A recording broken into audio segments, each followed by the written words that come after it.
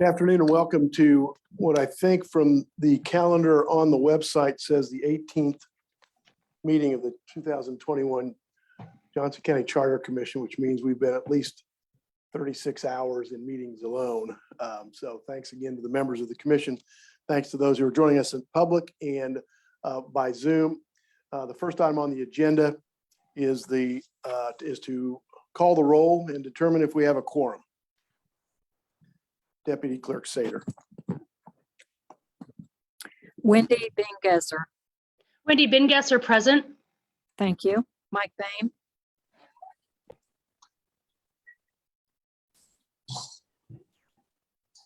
Mike Boehm. Karen Brownlee. Vicki Charlesworth.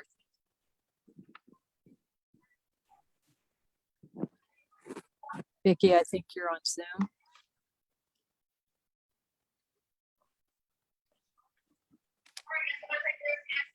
Vicki was present on Zoom. It looks like she had dropped off. Excuse me, Aaron, what was that? Vicki was present on Zoom. However, she has dropped off as of right now. Okay, let me know when she's back on, please. Will do. Jim Denning. Denning here. Jane Dirks. Jane Dirks here. Thank you.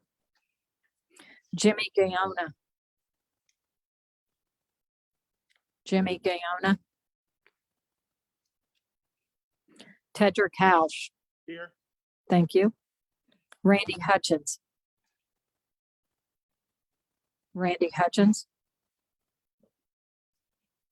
Chris Iliff. Chris Iliff. No. Laura Klingen Smith. Laura Klingen Smith present. Thank you. Joy Costin. Joy Costin here. Thank you. Brett McCune. Brent McCune is here. Thank you. Eric Michaelson. Eric Michaelson here. Thank you. Ed Peterson. Ed Peterson here. Thank you. Don Bertan. Dawn Rattan is here. Thank you. Leslie Riverola. Leslie Riverola is here. Thank you. Don Roberts.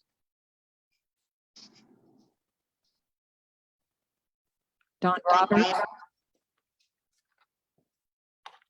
Kyle Russell. Kyle Russell here. Thank you. Paula Swak. Paula Schwach here. Thank you. Brenda Sharp. Brenda Sharp present. Thank you. Greg Shelton. Greg Shelton, present. Thank you. Greg Smith. Greg Smith is here. Thank you. Zach Thomas. Zach Thomas. Chair Musel. Here, here. Thank you. And do we have Mike Bain? Mike Bain present. Thank you. Karen Brownlee. Karen Brownlee here. Thank you. Vicki Charlesworth. I think you're back on Zoom. Can you let me know that you can hear us? Can you unmute?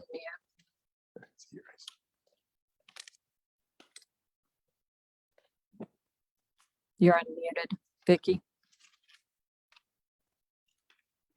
I can see Vicki, so Yeah, I she's see her. present.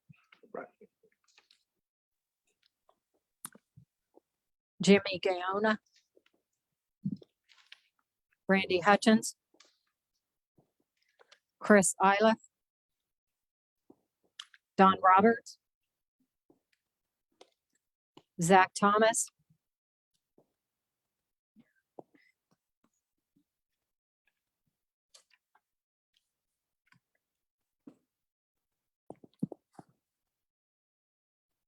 I have 20 present and 5 absent. 20 represents a quorum, 13 would represent a quorum, so we do have a quorum and can proceed. I'll remind maybe for members of the public that are here and that are watching on Zoom, this is the 2021 Johnson County Charter Commission. Every 10 years, the Home Rule Charter of Johnson County requires the appointment of a 25-member charter commission to review the governance structure of the county. The Charter Commission has the authority to recommend amendments to the home rule charter that would be presented to the county commission. And the county commission would then be obligated to place those proposed amendments on the ballot, in this case in November of 2022. In addition, the Charter Commission can make what are purely recommendations to the Board of County Commissioners to consider action that would be taken by the Board of County Commissioners. Under our rules, we had a deadline to submit proposed amendments to the Home Rule Charter. We have been working through each of those amendments. Our rules that we adopted, I believe in June, established a first reading where the amendment would be proposed and discussed. And if the proposed amendment received 9 out of 25 or received 9 yes votes, it would move on to second reading. The second reading is a further discussion of the proposed amendment. And then ultimately there would be a vote on the proposed amendment. An amendment will go on the ballot and be presented to the county commission as an amendment for the ballot only if it receives 13 votes pursuant to Kansas statute. At this point, I believe the agenda reflects that we have 7 items for second reading. We have 1 item that received its second reading last meeting, and then we have withheld certain cleanup items for first reading if and when any ballot initiatives are actually proposed. I probably should have saved that until after we approve the agenda, but let's look at the agenda for tonight's meeting. December 13, 2021 agenda. Does anybody have any questions or comments about the agenda? If not, is there a motion to approve? Commissioner Rattan moves. Do I hear a second? Second, Sharp. Commissioner Sharp seconds. All those in favor say aye. Aye. Opposed, Aye. nay. That motion carries without objection. You probably noted we did not have minutes from the last meeting since last meeting was a special meeting and there was only a week between the meetings. So we were not able to get the minutes out from last week's meeting. We don't have any old business. Under new business, we've talked about continuing the first reading of cleanup amendments until later in this process. For the second reading, we have 7 different items. And then we have a proposed amendment that was completed in the second reading last month, which is the vacancies to be filled by election at the next regularly scheduled election. What I plan to do and hope we can get done today is get through all of the second readings if we can, and then have December 22nd for votes on anything that receives anything that is a second reading. Our votes require that after the second reading, our rules require that following the second reading, the item will not be considered sooner than our next regularly scheduled meeting. I've talked with Commissioner Smith, who had the one item that was second reading last month or last week, and he agreed no problem with putting off that vote till the 22nd so we could do votes on the 22nd. Any questions about that? We have 7 items today. One is the establishment of an elected trustee, and Commissioner Hutchins is not at the meeting, and it indicated to me he did not think he would be ready for second reading tonight. Public Health Advisory Committee, Commissioners Costin and Peterson. The Board of County Commission approval of any non-elected department directors from Commissioner Klingensmith. Compensation of BOCC members by Commissioner Michaelson. A 5-year term for the BOCC chair to get the chair on an odd number election by Commissioner Michaelson. Sheriff as a nonpartisan position as opposed to partisan election, Commissioners Costin and Swack. And sheriff and DA subject to county administrative and personnel policies by Commissioner Schwach. Before we move into those, we have engaged the law firm of Folston and Siefken. Commissioner Dunham, excuse me, County Councilor Dunham, Commissioner Peterson and I met with Tony Rupp at Folston last Wednesday, presented him the information. Councilor Dunham has presented him with her initial outline so that to hopefully shorten the time they can get to the issues.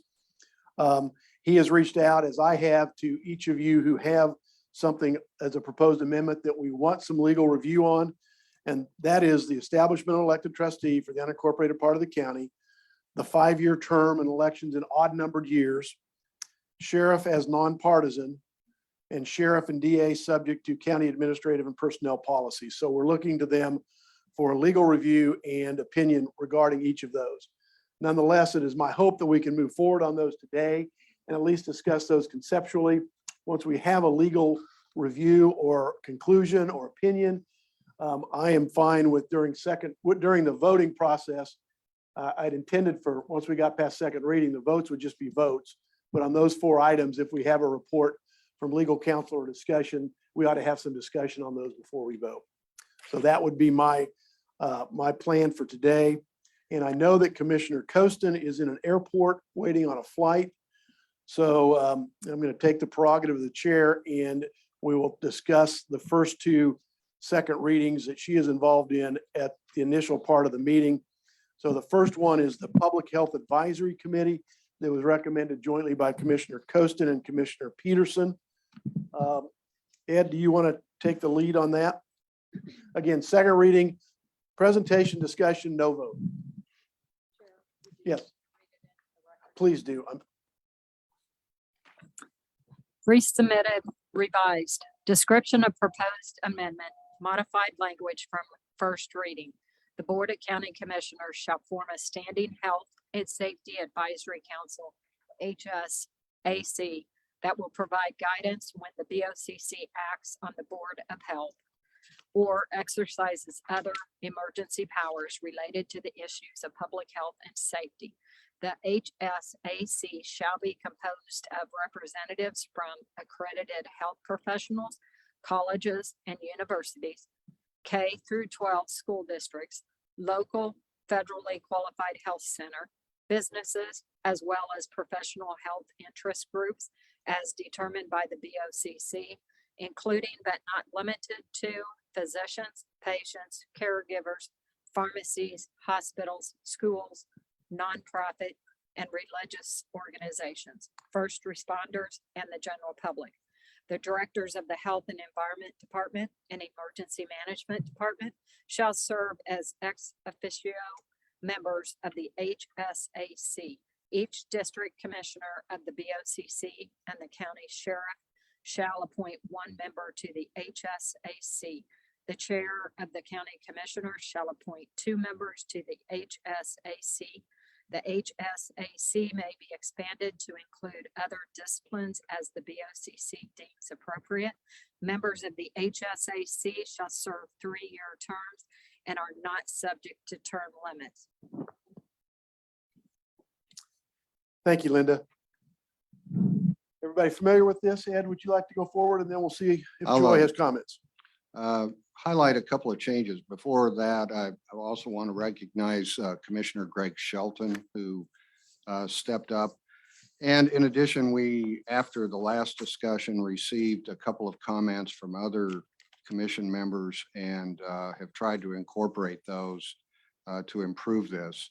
The biggest changes between this and the initial language are, first of all, establishing an exact number of 9 as the beginning number for the board. We've established that each county commissioner appoints 1, the sheriff appoints 1, and the chairman of the Board of County Commissioners appoints 2. We've also added the director of the health department and the emergency management departments as ex officio members, requiring their attendance and participation with this council. It is to be a standing committee to be used as the Board of County Commissioners sees fit for advice and counsel. They are not a decision-making board. This is somewhat like a couple of other councils that operate within the county. This is not exactly a brand new element. They're used for community corrections and juvenile justice matters at this point. There's 2 separate. And I think there are others that operate within the county as well. This is requested to try to address the situation that we've experienced during the pandemic, where we had limited number of people making the recommendations to the board. The board is in a very politically sensitive situation. I know there has been other input received by the board, but it's not been any kind of a formal process. And this we submit would provide for a consensus among most of the professionals that we would want to have input in these kinds of decisions when we face future health crises like we've been facing for the last couple of years. So with that, I'd be happy to answer any questions and certainly would defer to Joy and Greg for any additional comments they would like to make. Commissioner Costin? Thank you, Chairman Musil. I really don't have anything to add. I'm grateful for the assistance that we had in putting this idea together. I think it will take some of the political pressure off of the county commissioners and bring in the expertise needed to make some critical decisions if we ever face another health crisis like we have the last 18 months. So I'm happy to present it with Commissioner Peterson and Greg Shelton. Thank you, Commissioner Shelton. Thank you, Mr. Chair, and thank you to Commissioner Peterson and Commissioner Costin as well for the work they put into this. To me, this really boils down to really one very simple thing, and that is, the importance of expertise in times of crisis. And I think that that's something that this is really aimed at achieving and bringing that to the table. Our county commissioners are duly elected by us, the citizens, and that's great. And they have a general broad base of knowledge that they bring to the table. But assembling this group of experts from across these different disciplines in times of whether it's health or just general public safety, I think it will be incredibly important to provide them not only with the information that they need to make these important decisions, but also the reliable and proven professional expertise that will make sure that we're leading our community in the right direction. So that's why I hope everyone will support this. Thank you. Questions or comments? Mayor Michaelson, and then Commissioner Klingensmith. I have a question, and that's, I recall that the Department of Health and Environment was working on a proposal similar to this. I'm wondering if the makeup that's presented here in this amendment, if you've solicited or received any feedback from that group, any suggestions, or do they, is this what they had in mind, or is this different? And if so, how, if you know? Well, I asked Maury Thompson to look into that, and my understanding from his feedback is that this is different. But I'd have to, Maury, if you could explain that and respond in detail. Says on? Yes. So essentially, I don't have the details here in front of me. I can pick them up, but the director felt that these have distinctly different purposes. He didn't see this accomplishing the same objectives as the body they're looking at. As what? As the body that they are looking at. Again, they have two different functions.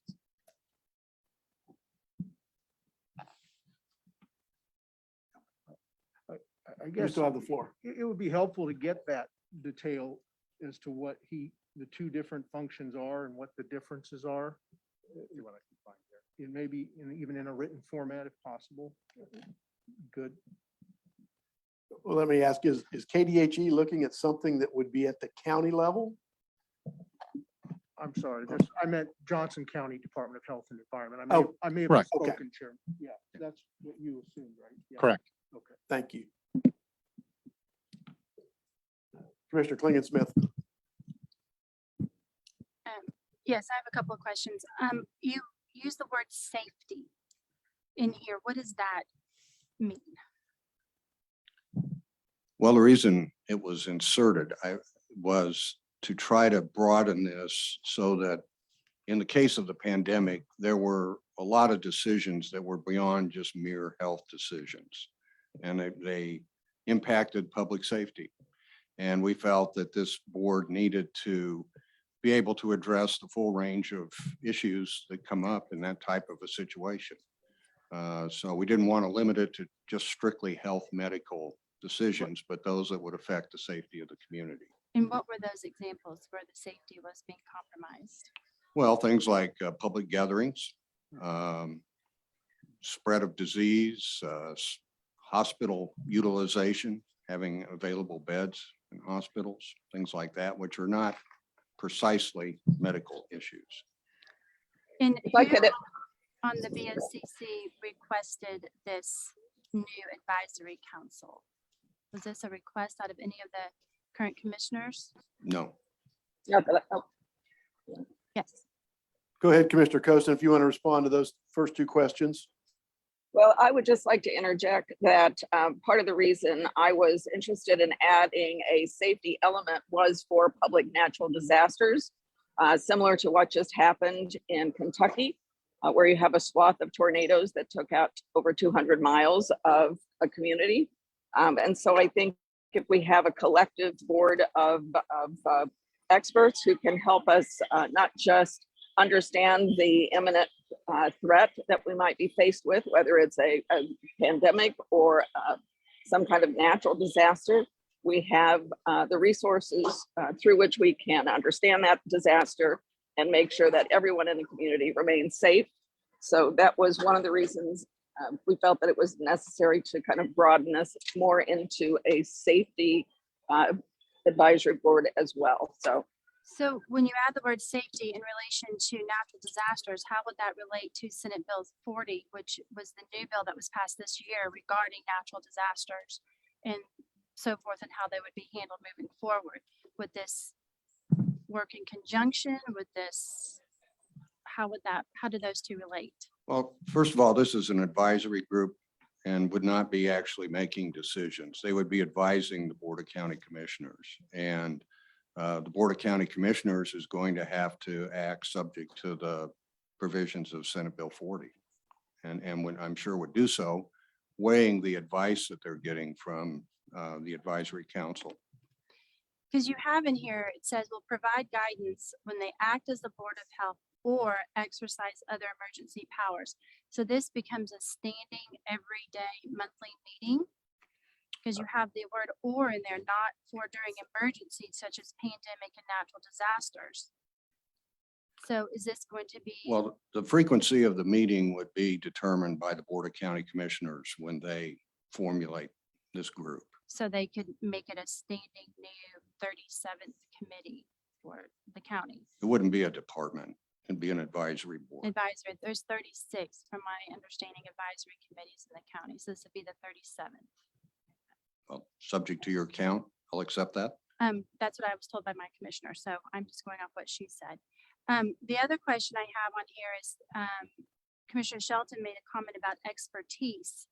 And when you look at the organizations that are listed here, you've got schools, nonprofits, religious organizations, all of these businesses, colleges. How did those organizations, how does a business, let's say my business, how does that affect public health? I'm not an expertise in public health. So I'm curious as to how we've lumped in all of these organizations that currently under COVID all received federal dollars. And you've got them all listed here. And what you don't have listed, which is the most important thing, is a patient-doctor relationship. That in any health crisis, we need to go to our doctor because our doctor is the one that knows us the best, knows our health conditions, instead of this one size fits all by everything that you've listed here. Well, I do believe that health professionals are listed here, as are health professional interest groups, physicians, caregivers, pharmacies, hospitals, trying to bring all of those stakeholders to the table to, again, understand the limitations of our systems or the flexibility of our systems so that we can collectively respond to any kind of crisis. Well, my concern with this is that it's not only just a crisis, it's going to be everyday health. And this is just creating more overreach by unelected officials that people have been emailing us. No clapping, please. Please don't clap. That we have been inundated with the public coming here. We've been inundated with emails. No one wants these additional overreaches. And yet we're creating a new one. And I'm having a hard time understanding why we're doing this when really it should always have been the patient-doctor relationship that we should have gone to for any and all of our COVID needs. And yet out of that, we're creating a monster, in my opinion. I mean, this is going to be an everyday new authority with 9 new people to dictate and make suggestions. They're not a policy making, but they're going to make a lot of suggestions. And we've already lived through that. Well, let's let Commissioner Klingon Oh, speak. no, I'm first. fine. I'm fine. Go ahead. Oh, you can ask your Commissioner question. Excuse me, could everyone make sure that you are speaking into the mics when you have the floor? Thank you. And state your name first. That will help everybody. I don't think these little name tags are probably visible to everybody. Dawn Ratan, I saw this and I actually thought about when people say, hey, a decision was made without input from the community.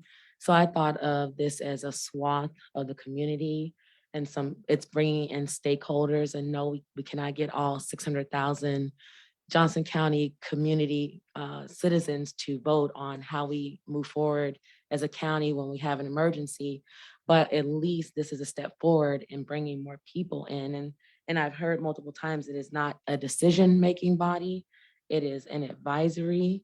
And I think that when you bring in these people, that especially if they're appointed by your commissioners, they are going to have very diverse opinions that are going to span from left to right, in the middle, et cetera. And I think that is going to bring about a better outcome, and we'll make sure that our commissioners acting as a Board of Health have deliberately gotten input from at least some representation of the community before they make a major decision in an emergency. And that's just how I interpret it in the big picture. I still think that we need to just stay out of people's health and let people make their own health decisions. And all we're doing here is just saying, okay, we're going to appoint 9 new people who are going to make decisions for you, because our Board of County Commissioners rely on these advisory committees to bring to them suggestions. I mean, look at the zoning planning committee, for example. They rely on them to do all of the legwork and then bring it to them with their advice of what they believe. So our county commissioners do rely on these committees. So to say that it's not a policy making, they're going to have a lot of input. So that's just my 2 cents on this. Commissioner Bain. Thanks. Thank you, Greg. Mike Bain. I understand the intent and the purpose of this. I'm concerned by some of the language. And while I don't go to the same lengths and concerns of Commissioner Klingensmith, this clearly is focused right now based on current events of the last 2 years and focused on health. The majority of the people that we're going to appoint or that are given as examples of appointees are health related. I have the concern that if we take it beyond, and I understand as government, we promote health, safety, and welfare. It's thrown out there all of the time.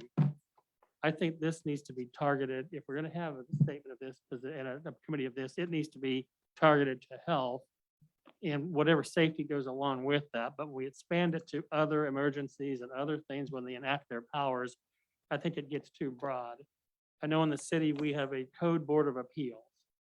And while they're appointed by the mayor and confirmed by the council members, but there's a requirement for an electrician. There's a requirement for a plumber. There's a requirement for, specialties in our code. So we do get the experts in the room rather than the choice of the day of 9 people appointing 10 positions. If this were really applied to something other than health as written right now, and I don't know if that's the terrorist attack, while medical is going to be involved in the terrorist attack or the tornado or things of that nature, most public safety things are going to be more of where's the fire department, where's the police department? And by putting in first responders, but having no requirement for that type of skill set on the actual committee, I hate this thing.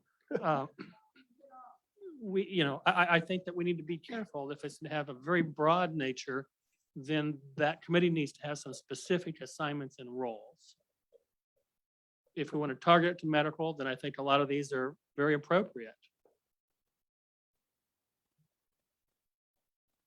So, I mean, that's right. I have just a general question as well. They're not subject to term limits, which I mean, I'm not either, but I go to an electorate every 4 years for the voters to decide whether I should stay in office or not. I'm not sure these should have the same protection with no way to remove them other than remove a county commissioner who will then get to appoint somebody new. And I'm kind of questioning the 3-year term limit. And I know on one hand that provides some protection to the appointee, so their term doesn't match a commissioner term. By the same token, if you come in and you want to replace somebody, you may have 2 or 3 years to wait before you have that opportunity. So I'd like some consideration on whether these should be 4-year terms as opposed to 3-year terms. So the So, response to your last question, I think a number of the boards, like the Park and Library Board, have terms that are staggered and they aren't coincident with the appointing commissioner's term. It's very rare that there would even need to be a removal in those situations, but they do serve at the pleasure of the county commissioner. And that was our intent here, to structure this in the same way. They do come up every 3 years and are held accountable to that appointing commissioner. And that commissioner would have the ability to say, no, I'm going a different direction after 3 years. That part didn't give me the biggest heartburn of the previous. Is it health? And if that's what we're really trying to address, let's call it health and limit it to that. If it's going to be a general safety emergency type board, clearly this is a way to transfer resident anger away from elected officials to a screening committee with expertise, you hope, but there's no guarantee of that without some very specific positions being represented. I think we would be happy to work with you, Mayor, on better language if that is indeed a factor for you.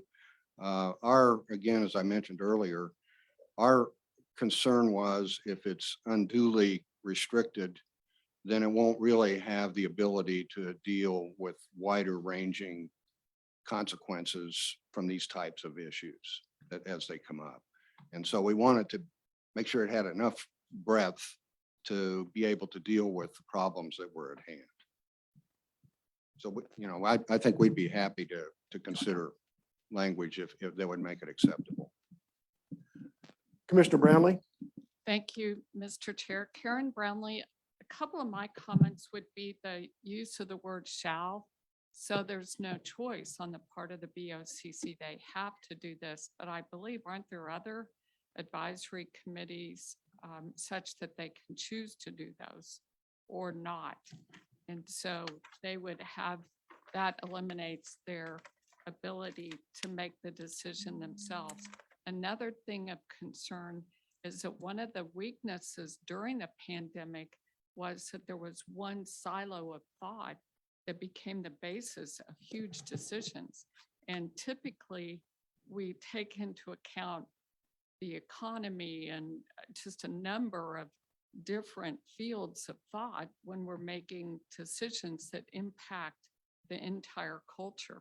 And this is kind of repeating that what I saw as a weakness of only using the medical silo in making huge decisions. So a number of concerns here. Thank you. Other comments, Commissioner Sharp and then Commissioner Russell. Brenda Sharp. Thank you. I'm going to support this, and I think I just am reading this completely different than Commissioner Brownlee. I think this answers the significant criticism that the county commissioners received about where their inputs were coming from. This specifically references businesses, which were terribly hard hit during the pandemic related to closures. This references caregivers. I personally worked with and witnessed for 18 months a completely overwhelmed safety net healthcare system, hospital system, healthcare workers, people who were dying and people who were gravely, gravely ill because of the amount of misinformation and the amount of back and forth in the various policy decisions. We also live in a metropolitan area that people don't live and sleep and work all in the same county all the time. We are all over. So everything that we do here in Johnson County has significant implications for the rest of the metropolitan area and vice versa. And I would like to see our county be leading on these kinds of efforts by getting as much input. I also think this answers a lot of the criticism that was levied in a variety of cut and pasted emails that I received about transparency and openness and an ability to get more input into the system. So that's why I will be voting to support this. Commissioner Russell. I also support this conceptually. I am waffling, however, about whether it is most appropriate as a charter amendment or a recommendation to the county commission, which I know we can propose as well. So I want to say two things. Number one, and the reason I'm waffling about that is because if it is a non-policy making advisory committee, the board can create those, I believe, but they're not usually, the other ones that we have are not part of the charter. The governing boards are the ones that are part of the charter. So I'm sort of leaning towards supporting it more as a recommendation instead of a charter amendment. So I want people to know that if I don't vote for this on second reading, it's not because I disagree with it. It's because I'd rather have it supported as a recommendation rather than a charter amendment. But I would also be interested in hearing from the proponents of this and others as to why they believe it may be more appropriate as a charter amendment. I mean, I'm interested in listening to that. Commissioner Peterson, Shelton, or Coaston, if you want to respond. I think Ed's grabbed a microphone. We did consider this for a couple of reasons. We think it's appropriate to put it into the charter. Number one, the severity of the situation that we watched the last couple of years, I think warrants something stronger than just a hope that this thing comes into being, number one. Number two, I think this would, by putting this to a vote of the public, it would be either ratified or rejected by the public as a whole. And it would be a strong statement of where this community wants to go in terms of managing these types of events. And, you know, we did consider whether it's appropriate to put it in the charter and felt that it was unlikely that something like this would happen unless it's put forward by this group. And so that's the best I can respond to that. Joy or Greg, do you want to add anything?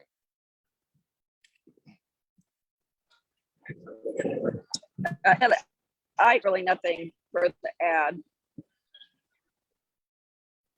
Greg, any other comments on that particular question?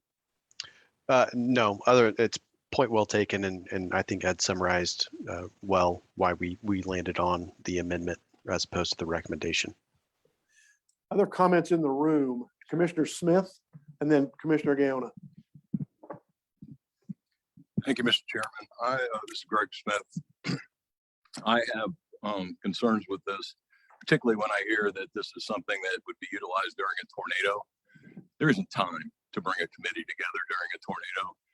The Sheriff's Department, Fire Department, EMS, first responders all over the state, as well as public utilities, train at a center in Kansas called Crisis City, specifically for those types of emergencies. We already have the training. We don't need advice from the outside on how to do it. This is something that we train on year round. And we don't need an advisory board to step in and tell us how to do our job when we know how to do our job. Crisis City in Kansas is considered a national model when people come from all over the United States to train there. We have an emergency management department with the county. And when you're talking about trying to get a committee together during a tornado or shortly thereafter, it's not safe to go out and try to meet with other people. Yeah, sure, there's Zoom if you have electricity. But it's just not feasible for those types of emergencies to have an advisory committee set up and try to help respond to something that's already a thing that's trained on all the time by first responders and utility companies, as well as the county emergency manager. Commissioner Gaona. Oh, can you admit, Randy? Yes. Thank And thank then you, Brenda. let me, okay, we also have, Jimmy Gaona came in at 4:15. Don Roberts came in at 4:16. And now Mr. Hutchins came in at 4:42. Thank you.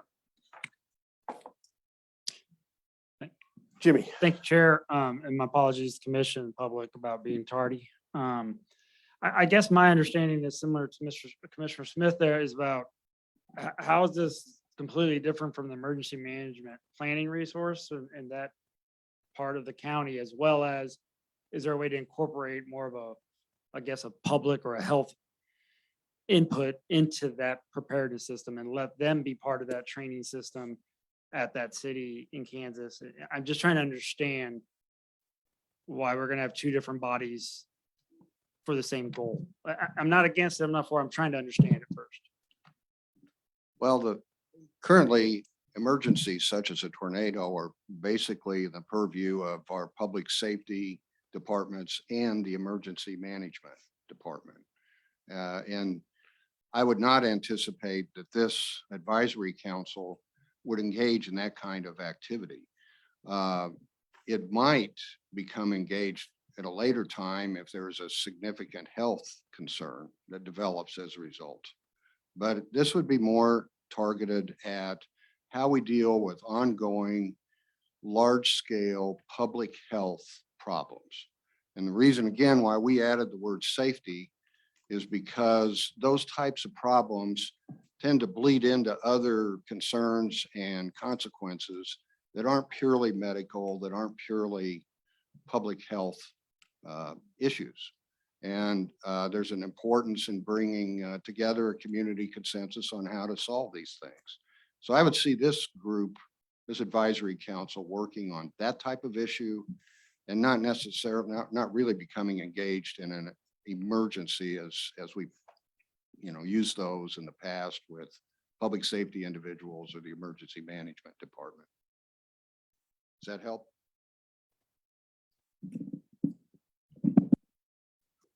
I guess I do. I can understand your point of view. I guess in what I'm reading is that acts as a board of health or exercises other emergency powers related to issues of public health and safety. So I imagine if there's a declaration of emergency or disaster, which would tie into that, I guess I'm just a little, I understand what I think the theory is. I just don't know if I read that here. That's just my opinion. Commissioner Housh. Thank you, Tedrick Houch. I do view this as somewhat of a solution in search of a problem, and I'm not sure the fit is exactly there. I look at what's inherently already available to our Board of County Commissioners to aid them in these kinds of issues. And I know we've already had mentioned that the County Department of Health is looking at some sort of similar solution and trying to come up with a solution. I know that we have a public safety group that it's unclear to me how much this will take on some of the role or part of the role of our public safety professionals. And as I look at what I think the solution is, here it allows each of the Board of County Commissioners to appoint someone. So and I don't know that we've done a good job of looking at the lessons learned from how we're even currently dealing with an existing crisis with the pandemic. In that if you have, the difficulty of this has been that there are political ramifications of the decisions you make, and there is health information you need to rely on. So if you have the Board of County Commissioners appointing Dr. Fauci and Dr. Scott Atlas on the same board, and it's the same political argument in a different teapot, I don't know if we get to where we need to be. So for me, I think Mayor Boehm talked about there being a need for maybe more particular focus on how this expertise would serve.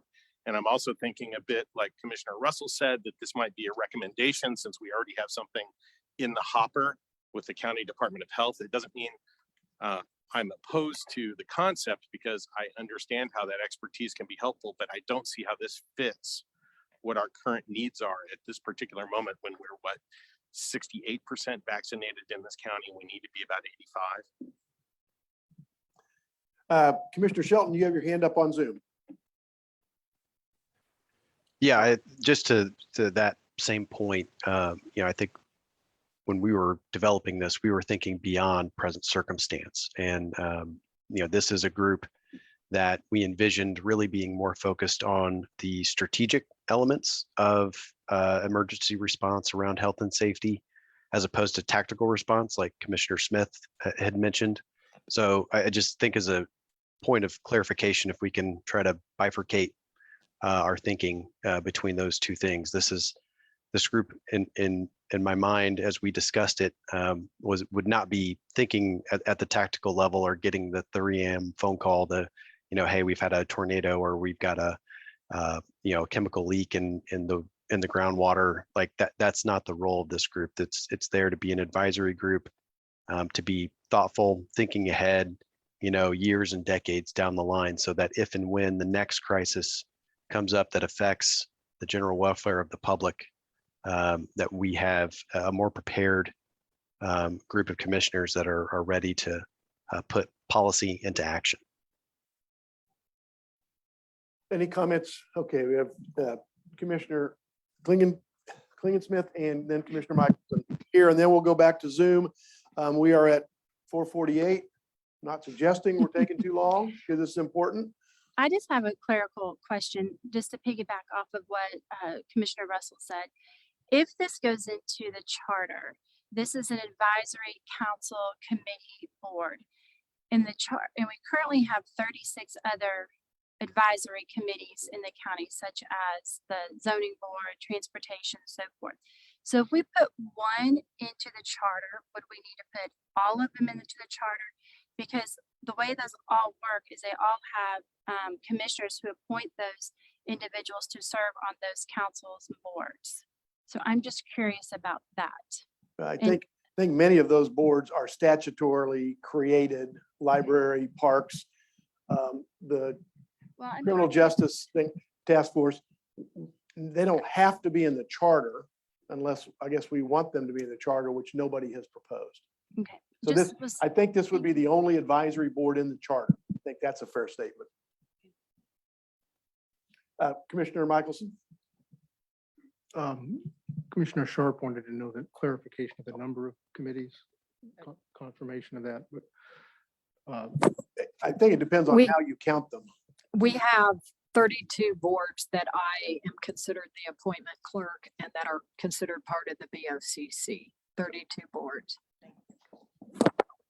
I would just say, my mind remains open on this one. There's been some good points, whether it's a recommendation or a charter amendment, whether the scope needs to be narrowed. These are resonating with me. I also very much would like the input from the current county Department of Health, what they have in mind, what they would recommend. They lived through this, right? Boots on the ground. They've, I'm sure, through experience, hardened experience, have some strong feelings about what would be most helpful to the citizens in a situation like this. So my question to you, Chairman, is a bit of a point of an order question.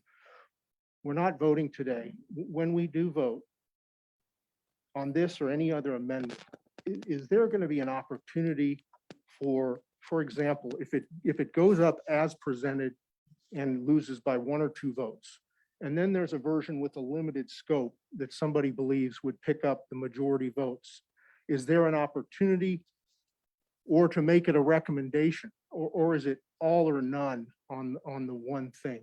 Or have we thought about that? Is that something we should talk about? Well, we've thought about it in that we have never given a final hard and fast that if you haven't made a proposal by now, forever hold your peace. But we have to report to the county commission in late February.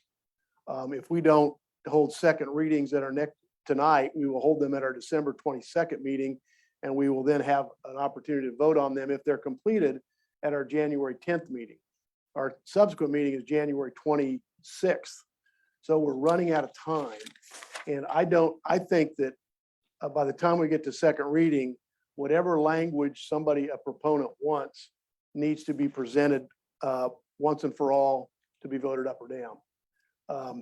I know we're kind of a legislative body, but I think at some point we have to get to the final answer. And so I think between now and a vote on this, we can certainly seek other information That's why Maury is here. If we want to look into what Johnson County Department of Health and Environment is looking at, or if the proponents want to look at narrower language. But I think once we get to the vote, and that's why I think it's, when we get to the vote, I can't in and of myself, but just stop people from discussing it. But again, we got to get to a vote at some point and see whether we have 13 votes or not. So I think tonight we've had some questions raised. If people have questions that they think would help them identify a position when this comes to a vote, let's get those in writing to Maury and maybe the entire commission, so we're all looking at the same thing before we come back on the 22nd. Is that fair enough? And I think that'd be true of all the amendments that we have in front of us. Is there anybody on Zoom that would like to weigh in on this issue?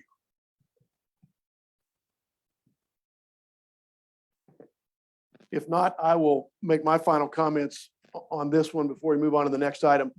And maybe I look at this too strictly from a legal standpoint, but the Home Rule Charter is the Constitution, if you will, of Johnson County. It is intended to be a broad statement of principles and governance. And then typically we'll have statutes at the state level, then you'll have regulations, then you'll have policies established by different bodies. This would mandate an advisory committee in our Constitution. It could only be amended by a supermajority vote of the commission putting it on the ballot or the 2031 Charter Commission putting it on the ballot. I don't believe we should lock in this type of specificity. I'm going to argue against that in a minute, specificity in our Constitution, because part of me says this isn't specific. I can have 9 members of the general public on this commission. The notion that we get expertise when we list all of these entities that you can pull somebody from, and we have 7 county commissioners appointing 8 people with the chair having 2, and we have the sheriff appointing somebody, we can get all first responders, we can get all general public. We don't guarantee we get the expertise. Mayor Boehm noted that the key point is anybody thinks we get this body and it comes to a consensus that then presents to the county commission of 7 elected officials and they come to a consensus, that's probably not going to happen. I agree we ought to have some more input. I would certainly support this as a recommendation. I would be surprised if the Board of County Commissioners isn't already considering this. Timeliness of the responses, the way this is written, I think you can certainly take the same position Greg Smith pointed out, which is at times they're exercising emergency powers. This body is to give them guidance. I don't know what that means, but I don't want it to be in a lawsuit sometime about whether we gave too much control to the sheriff or to the police chief in Overland Park. There are no law enforcement specifically included in here. There's first responders. I assume that probably means law enforcement, whether it's our police officers, sheriff's officers, or firefighters. I've mentioned I don't think we get expertise out of this. I think this is both too specific and too general to be in the Home Rule Charter. So when the vote comes up, I will oppose it. I will support it as a recommendation. Mr. Chairman, can we close? Yes, because you bear the burden of proof. Yes, Ed, go ahead and make closing comments. Reasonable and competent evidence beyond a reasonable doubt. Just a couple of responses. First of all, I think the comments and points made here have been very good, and I think could improve this if incorporated and adopted.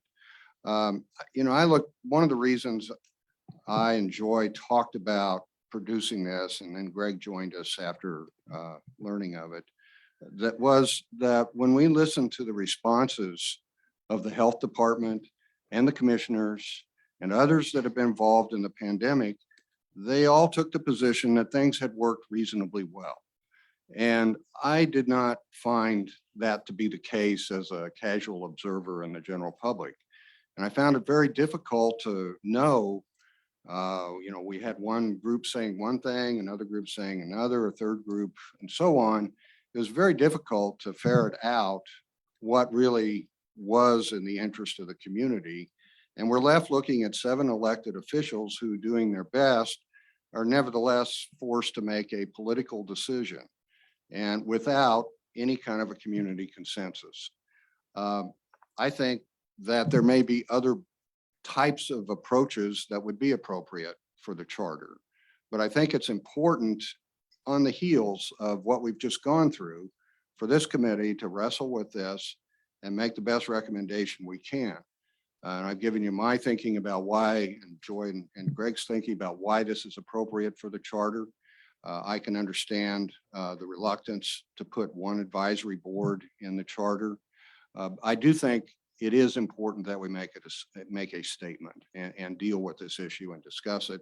And I really appreciate the points that have been made here this evening. I think they're well taken. And if it's possible, we'll try to incorporate some of those to improve this proposal. Thank you. Thank you, Commissioner Peterson. I would suggest that at the end of tonight's meeting, we reach a consensus on when any changes need to be submitted so that they are available to the commission and the public sufficiently before December 22nd. So I'm probably thinking that's a week from Wednesday. So I would be looking at this Friday for anybody to have it if they want to change your proposal before the vote on it. Thank you. The next item on this, it will take, again, Commissioner Costin, I don't know if she's had to leave. I don't see her on here. Joy, are you still available by Zoom? Joy has left the meeting. Okay, I believe she had a flight at 5:30, so she's probably boarded. Let's go to the Board of County Commissioner approval of non-elected department directors who report to the county manager. Laura, would that be okay? Take Yep, yours up next, I'm the ready. second reading. I'm ready. Okay, thank you. You have the floor. Thank you. I had originally said there was 36 advisory committees, so thank you for clarifying that there's actually 32. Oh, let's let Linda read it into the. Oh, I'm sorry. I'm sorry. I never remember that. She's not close enough to hit me.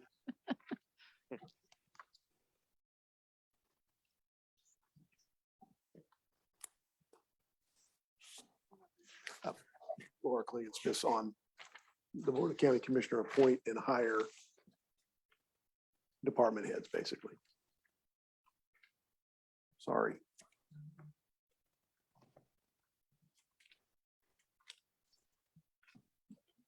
I'm really messing this up.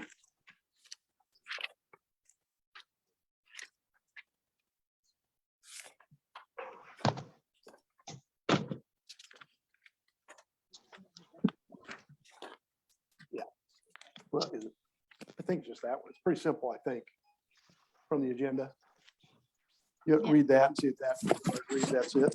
I'm looking to see if I have it here. All vacancies on the Board of County Commissioners shall be filled at the next scheduled No, that's election. like. 1 second. Where?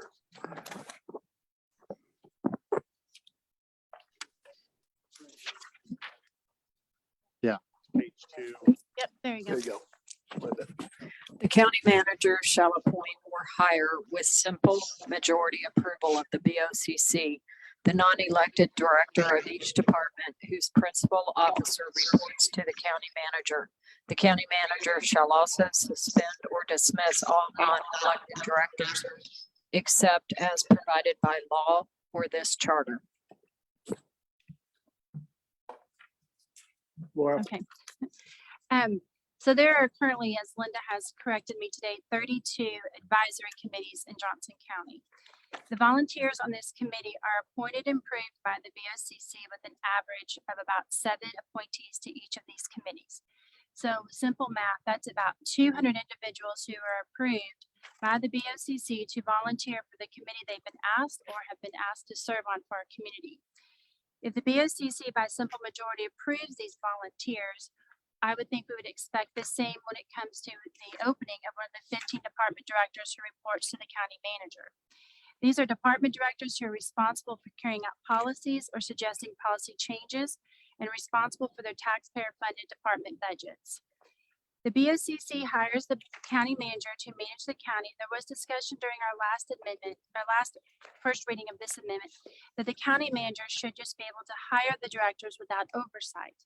While I would argue the same should be true when a commissioner appoints someone to advisory board, that they do not need an approval, but yet we need approval for these volunteers. I would also state that I would assume that the county manager would seek approval in support of who they decide to hire in one of these 15 departments. Recently, there was an individual who was appointed that was caused discussion during a commissioner meeting in regards to if this volunteer should be appointed to be on this advisory board. The checks and balance approach allowed for each commissioner to share their thoughts on the candidate, just as they should for each key department head and new hires employed.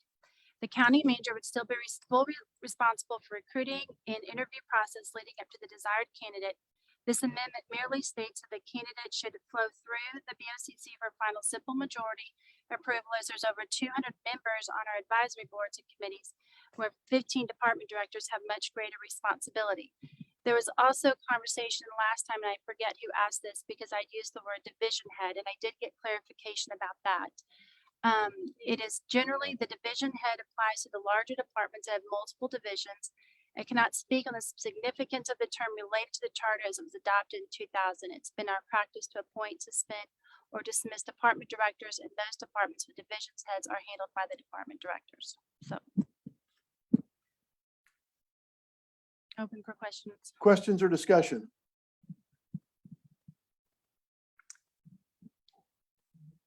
Anybody? Commissioner Peterson?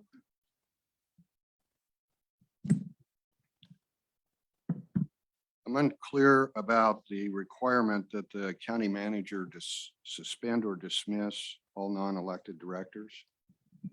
I mean, is that a That's mandate currently, at I this pulled most of that from the current charter.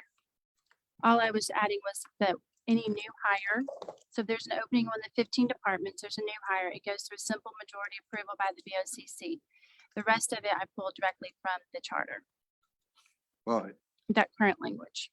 so, well, to my knowledge, the manager didn't have to dismiss or suspend when the last charter was passed. Does this mean that that the county manager has that authority? Let me find it. There's the charter. It's in the current charter, section 501, I believe. I have it referenced on the documents. 502, I think. Is it 502?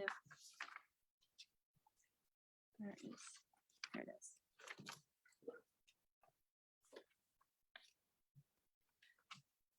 It just says the county manager may, the county manager shall appoint, suspend, or dismiss all non-elected department directors and division heads except as provided by law or this charter. That's currently in our charter.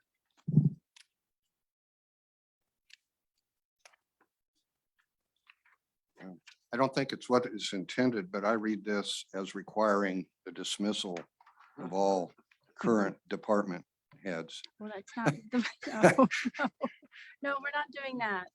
Well, I think the difference is in the home rule charter, and Laura, you just may have missed this word. It says the county manager shall appoint, suspend, or dismiss, which I think makes it clear that the county manager has the authority to do any of those things, whereas leaving out appoint does lead to the inference that she has to dismiss everybody. Yeah. Okay, So we can maybe you read. put the word appoint back in there. I can do that. I mean, then I think, then it tracks what's already in there as to the county manager's authority. Yep, I can make that change.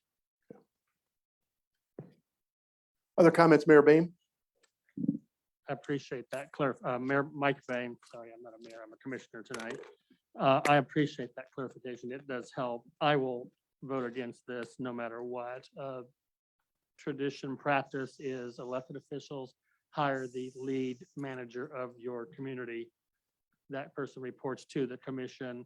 Everyone else reports to the manager. We're going to require the manager to fire and dismiss people without any review by the commission, but they can't hire and build their own team. I don't think this gets elected officials down into the weeds of departments. And if we start here, it won't be long before it's the assistant director and somebody they don't like down in the organization. It's pure, if they don't like what's going on below the county manager, they fire the county manager and find someone who will follow their rules. I think it puts us on a bad path. I think we'll have a hard time attracting and retaining quality managers going forward, if they aren't allowed to assemble their team and work with their team, I'll vote no. Any comments from those on Zoom?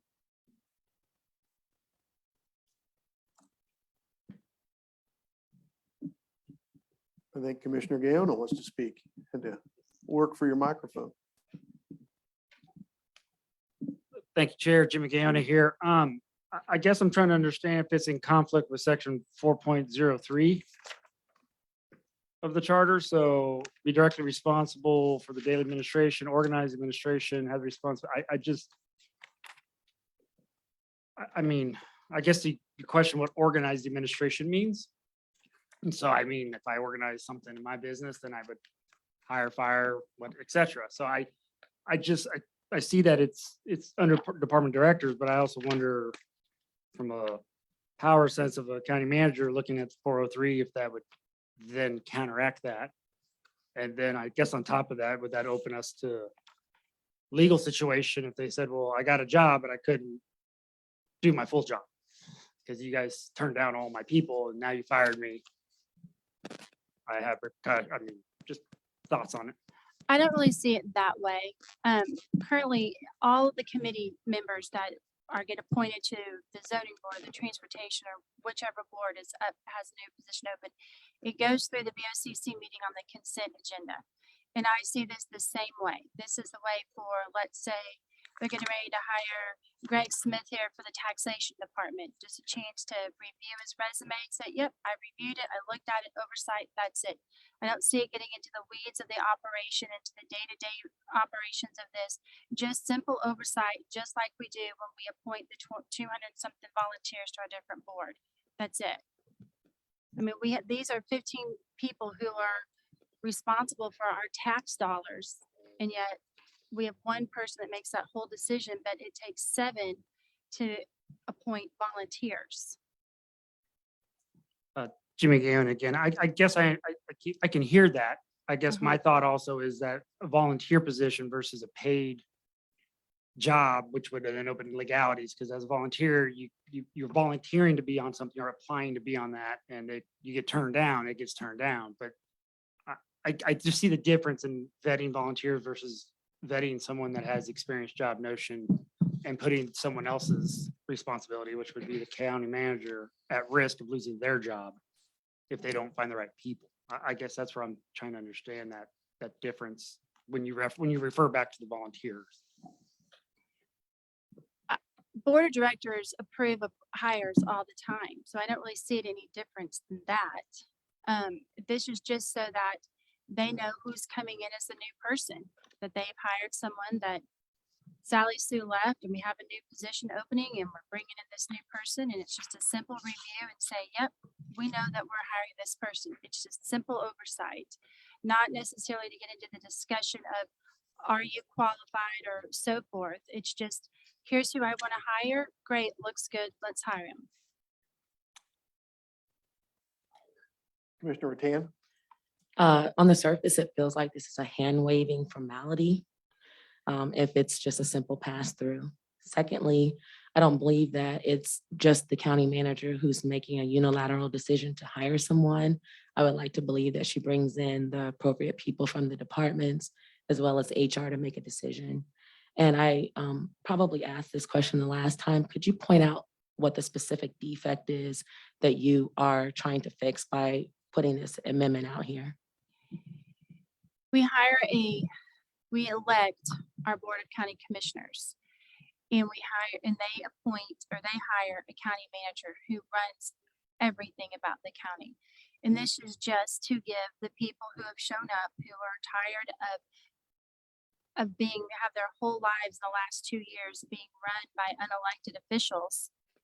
And this is just a way to say, look, we're going to give you a little bit of oversight on the hiring of new people that come into the county. That's it. Just to say, we heard you, we listened to you, we weren't able to do everything you wanted, but this is something that we did. We have these charter meetings 10 years, every 10 years. And if we're going to invite the public and just ignore everything that they say, then we need to stop inviting the public. We need to listen to what they say and what they want. And this is just an Easy, yep, saw the resume, approved. On the consent agenda for the County Board of Commissioners. I don't see any of the commissioners really getting into the weeds of the hiring process or the interviewing process.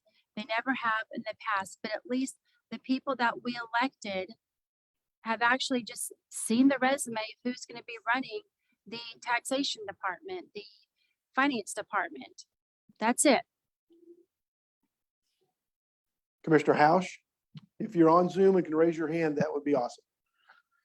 Just briefly, I mean, this is like $1 billion. I don't know how many billions our budget is, but this is like $1 billion corporation. So if we're going to use the analogy of what private boards of directors do, I don't think you would find many boards of directors who would want to sit in approval of all of the hirings that are done by the CEO. The answer is to have the CEO report on the organization and help with the overall way that the county operates. And I think this does get way too far in the weeds, and I think would create problems for us in terms of our future administrative leadership, as well as the morale of the people that work for the county. Commissioner Riverola. Yes, thank you, Chair. After listening to this, I wasn't sure if I was going to speak on this item or not, but I've decided that I'm going to. Listening to kind of the description of this being simply a pass-through and an opportunity for this to be on a consent agenda for county commissioners, just to give a head nod to the decisions of the county manager, to me actually sounds like a completely unnecessary additional layer of government. At the end of the day, if the folks that we elect are not responsive to our citizens, then the citizens have an opportunity to either re-elect them or not elect them. Trying to get down into the administrative details of how we run county government at every single level and at every department, to me seems completely unnecessary and problematic, both from a legal perspective. The last thing we need is county commissioners talking about individual resumes in open public meetings. So I am completely against this item and intend to vote that way. Commissioner Smith. Thank you, Mr. Chairman. This is Greg Smith. I brought this up last time when this amendment was brought forward. I don't see this any different than the oversight that the U.S. Senate does or the Kansas Senate does on appointments that are made. It's just a simple confirmation process. And to address another point that was brought up, maybe in the private sector, that's not the way that things are done, but in the private sector, the board of directors is responsible for that company and their profit. In the public sector, the board of commissioners is responsible to the voters of Johnson County, and I think it's owed to the voters to have a voice in this rather than just have an appointed official making these decisions. Any other comments in the room? Any other comments on Zoom?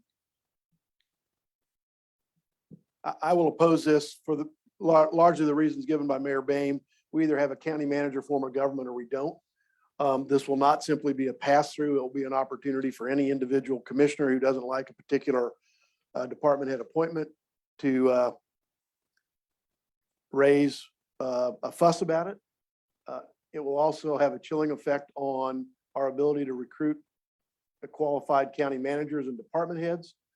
It will have a chilling effect on those department managers who are there who believe that they are now subject to discipline or other employment action from the county board of county commissioners because they are more directly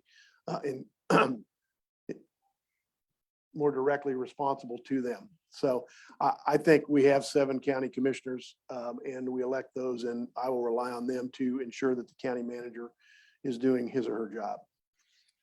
Want to close, Laura? Thank you.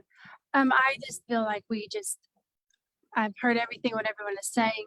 I just think that oversight is always a good thing. And I don't see why there would be objections to just having this oversight. While I understand what you're saying, I don't foresee it being carried out that way.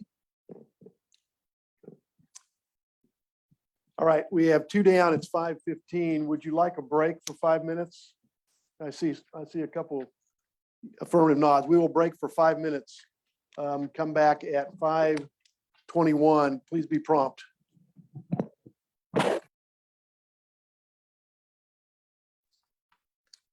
Compensation, you want to do compensation, Eric? Okay, we'll move on to the compensation of the Board of County Commissioners.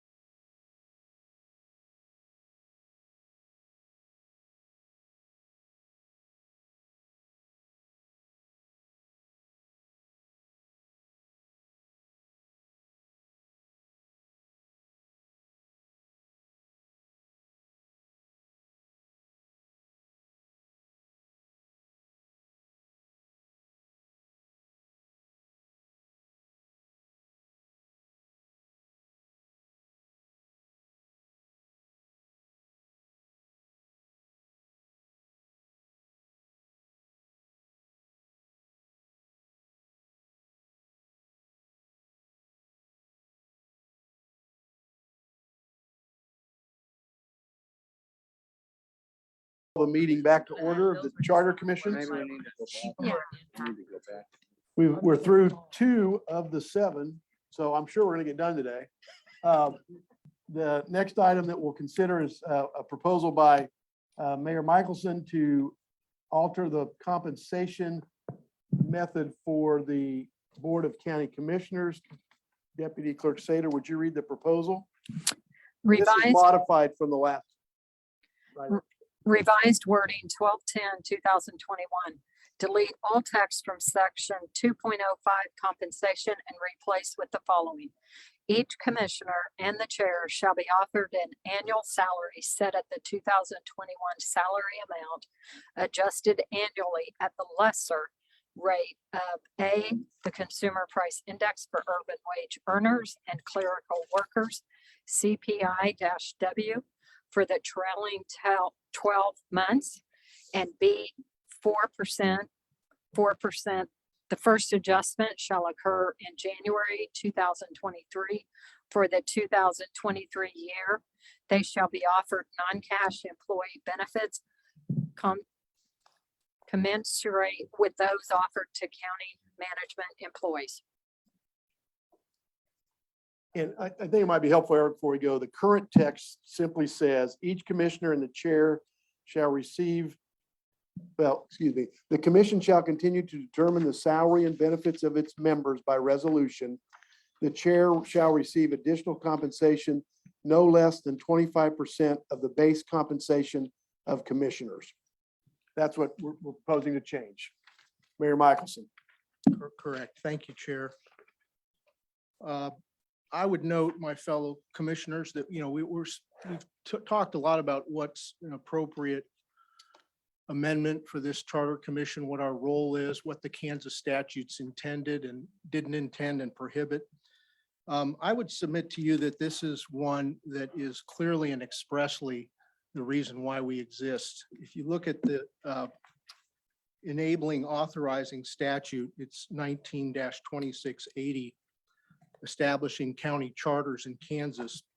The number one authorized action in a list of those includes, quote, fix the number, term, and compensation of the commissioners and their method of election.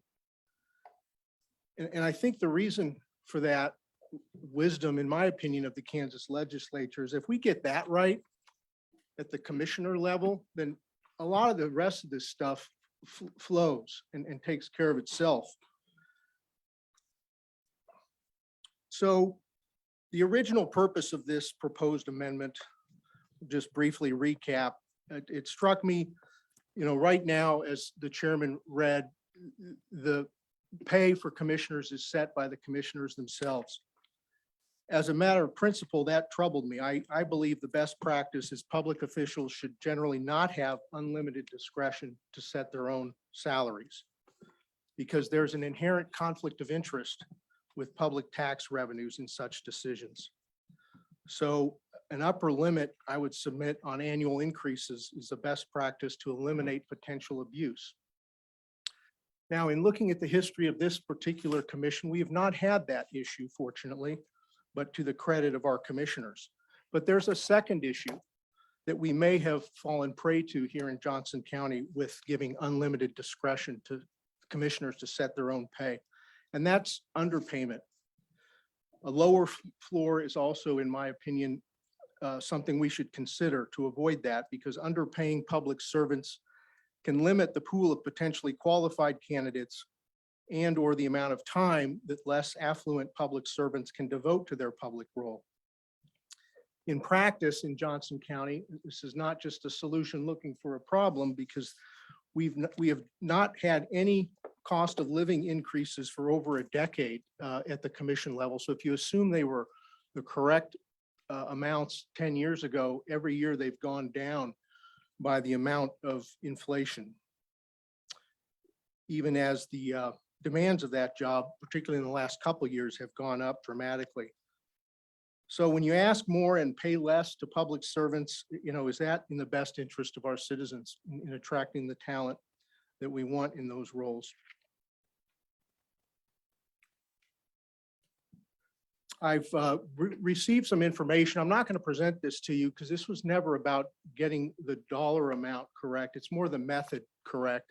But I have received information, data, comparative surveys of other county commissions across the state that would support the proposition that our county commissioners are relatively underpaid for similar or smaller counties if you compare those. So hearing feedback from various commissioners, this revised proposal uses the consumer price index for urban wage earners and clerical workers. It's referenced as CPIW. That's a federal rate that's published monthly that tracks inflation. And because that can be subject to spikes, like right now, it's sitting at about 6%. I thought that was, we want to maybe have a more even flow. So I proposed a lesser than and of 4%. So it could go below 4% if the CPIW goes below 4%. But if it's 6%, as it might end up being this year, it doesn't go above 4%.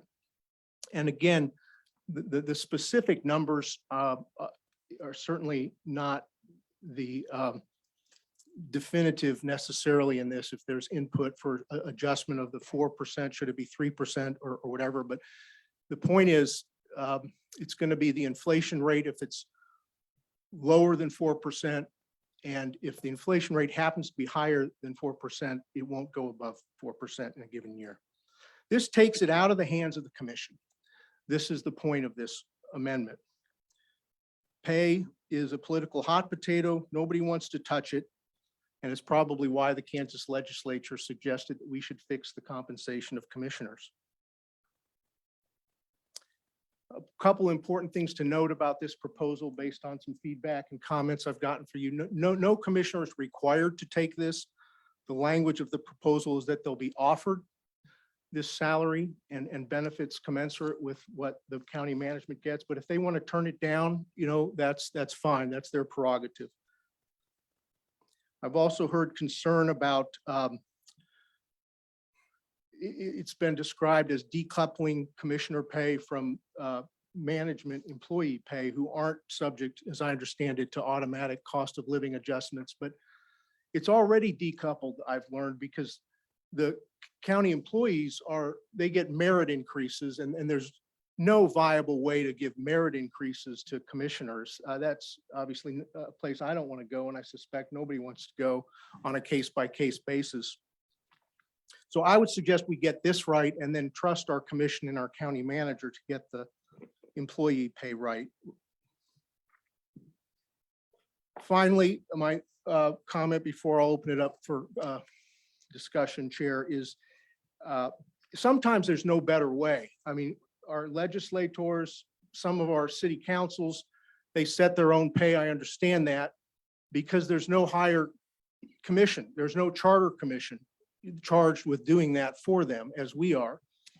And when you're in that situation, you do your best. There's the risk for abuse on the high end. Often there's no one wants to touch it at all because it's a political minefield. Chair, you had a good suggestion where there's no other alternative. I'm a fan of saying, okay, if you have to set your own pay, let it not go into effect until the next election so the voters have a chance to weigh in. But that's of course not what we have with the charter commission right now, or with the county commission right now. And if we didn't have a charter commission, that might be the next best thing. But we do have an opportunity to do better. And I would submit this amendment for your consideration. Thank you, Mayor Michaelson. Commissioner Smith.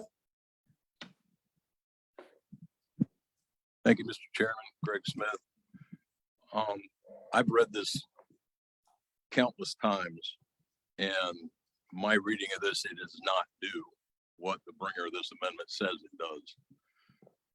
Each commissioner and chair shall be offered an annual salary set at the 2021 salary amount, adjusted annually at the lesser rate of A, CPIW for the trailing 12 months and 4%. I think that's the wrong conjunction. I think that should be or 4%.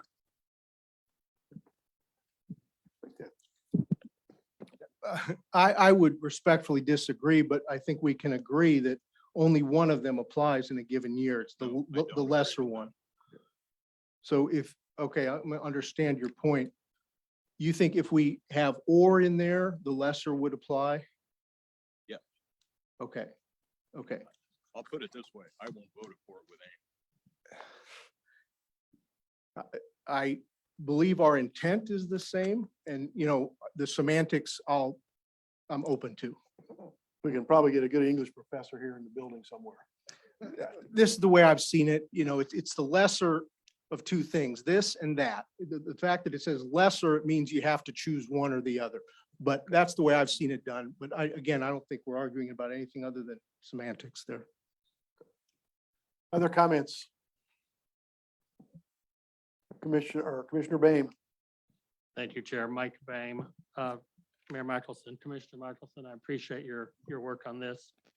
I think we accomplished something that's not intended. Number one, we locked the commission salary into the COLA, whichever and or we use for the rest of eternity or for 10 years. There's not an opportunity for them to raise a salary that may be appropriate, number one. It's locked in at that number probably forever because if it goes to the voters and gets voted that way, the odds of it being changed at a future date is probably not very large. And I think we need to compensate our people based on facts that go beyond a COLA. I think it does treat employees differently. There are years in our history in this county where no one got raises. We've laid off people at the city level, and I know the county did the same thing. So we're going to have an elected body of 9 get a raise and employees potentially get nothing. I'm going to make the assumption that our staff right now probably gets, we don't call it a COLA, but for the most part, most county employees get a bump based on what's going on out there in the public, and there's a merit opportunity on top of that. I'm sure that for a lot of reasons, it's not written that way, but that's what goes into the thought. So I just don't think to lock in a raise, regardless of what's going on in the county and the tax world and the economy, for the elite group of 9 treats our employees fairly. And I think it also restricts the ability of the county commissioners to adjust as appropriate. The voters will tell them if they were wrong or not. But if you think the job's worth more money than you're getting paid right now, put it out there, vote on it and get public input. Put it on the agenda to talk about. You'll get public input to give you an idea whether you want to support it or not. This removes all of that for a guaranteed raise for 9 people. I would just submit this isn't a raise in real dollar terms at all. It just keeps them flat by pegging it to inflation. So you could call it a raise, but it's really just keeping them, holding them harmless from inflationary increases. Correct, but we're using a made-up number with a base year of 2021. Which has no basis or in the facts. That's where they happen to be right now, and they haven't moved it for 10 years. And you're right, it's keeping them even, which is losing ground. Whereas they have the opportunity to go before the people with public discussion and give themselves a larger number currently. If they're running for money and want that to support themselves, they have the ability to do that. Other comments? Commissioner Russell. I express support for this on first reading. I'll express support for it again. I think the big problem, which Commissioner Michaelson has identified, is underpayment of our public servants. I think we've seen what happens when we do not set their pay is that they are scared to do anything. People on both sides and in the middle of the political spectrum are scared to raise it. And by effect of that in real dollars, they get a decrease in pay every year. And that has happened for the last 10 years. I think if the economy's bad, the lesser than portion takes care of that. If the consumer price index isn't going up a lot, their pay isn't going to go up a lot. If it's going up a lot, their pay is only going to go up no more than 4% a year. I think this is a good proposal. Subject to maybe switching the or if that makes it more palatable to people, but I definitely support this concept and I do think this is something that we are tasked with doing. And if we don't do anything, we see what happens. Oh, Commissioner Gaona. Thank you, Chair. Jimmy Gaona here. Commissioner Michaelson, I was wondering, and I know you're not going to share the data of the other survey, but did that include all benefits. So I know the county has pretty good benefits. Yeah, and I'd be happy to share that. It was emailed to me by another commissioner, and I think it's publicly available information. I don't know the answer to that. I don't know if anybody else does, whether that includes benefits or not. But we could certainly find out and probably get that survey around generally before the next meeting. Or even the county side of value. I know it's non-cash value, but there's value to all benefits, right? So Right. Yeah, and my understanding is there are some non-cash benefits provided to your commissioners currently, and that's sort of why I included the language that those benefits, to the extent they're commensurate with that management level, would continue. But it'd be a good idea to find out what those are. Yeah. Okay, Commissioner Denning on Zoom. Jim? Thank you, Mr. Chair. I hope you can hear me all right.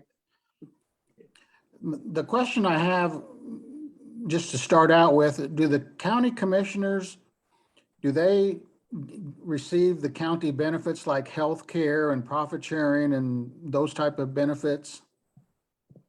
They do. They're offered to them. They don't have to accept them. Yeah, not all of them do if they're on a healthcare plan with their spouse or something, is my understanding. Gotcha. So, you know, I see what the amendment's trying to do. I think Mayor Boehm has already mentioned it. If you have a contraction in the economy and you have to either freeze pay or reduce pay, the county commissioners getting an automatic pay raise will cause an absolute revolt inside the county employees and outside as well.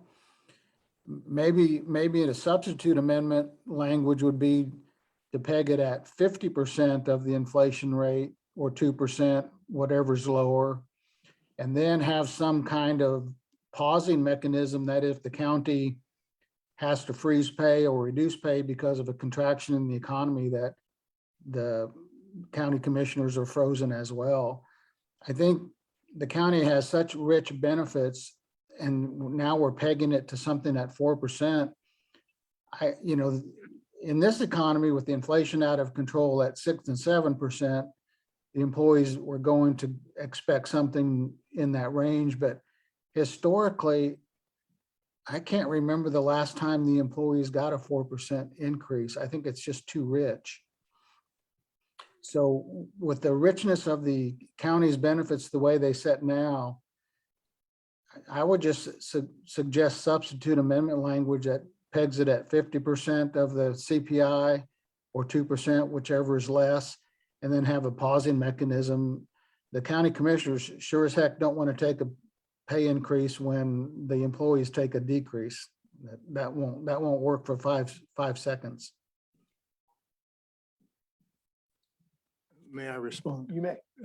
First of all, I'm open to adjustment on the numbers, but would point out again that any commissioner could decline any benefits or pay. This is nothing that's going to be imposed on anybody.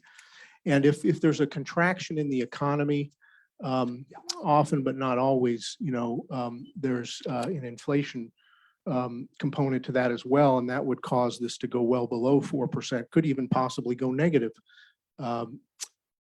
The fact that it's 6% now and nobody's ever heard of a 4% increase is because I believe this is the first time in 30 years that we've seen inflation this high. Commissioner Shelton on Zoom. Yeah, thank you, Mr. Chair. I was just going to reiterate what Commissioner Michaelson just said. The CPIW does in fact go negative. So the language gets cleared up with the lesser than clause that should take care of it. Other comments, either from Zoom or in the room? Commissioner Gaona. Thank you, Chair Jimmy Gaona. Commissioner Michaelson, I'm trying to also understand, you said it a couple times that the commissioner doesn't have to take it. Would that then put affluency above common ground? So if I'm elected and I need the money because inflation, but affluency allows another commissioner not to take it, then that is a charging point against me. So either, I don't know if I agree with they can take it or not. It's y'all take it or no one gets it, or you guys vote on it like they're doing it now. So I think you might create an imbalance of, I haven't taken a raise in 3 years, but that person did. If they're running for the chair, it creates a whole nother issue of when they were a commissioner and they did take it. I just think if you leave it up to them, I think it can create some imbalance. And so I guess I wonder what your thoughts are on that. I would never force compensation, particularly that's coming from the taxpayers, on anyone. There may be some political points scored by somebody saying, I'm not going to take it. That's probably just part of, what we would have, but I think the benefits outweigh that potential cost. So, Thank Mr. you. Sharp? Brenda Sharp, I just wondered, from a practical experience, Maury, have we ever had a county commissioner decline the compensation that they were offered?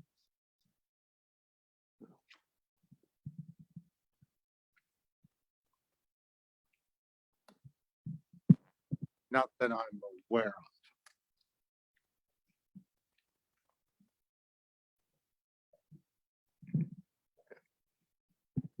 Before the current charter, Commissioner Weissong devoted his compensation to charity.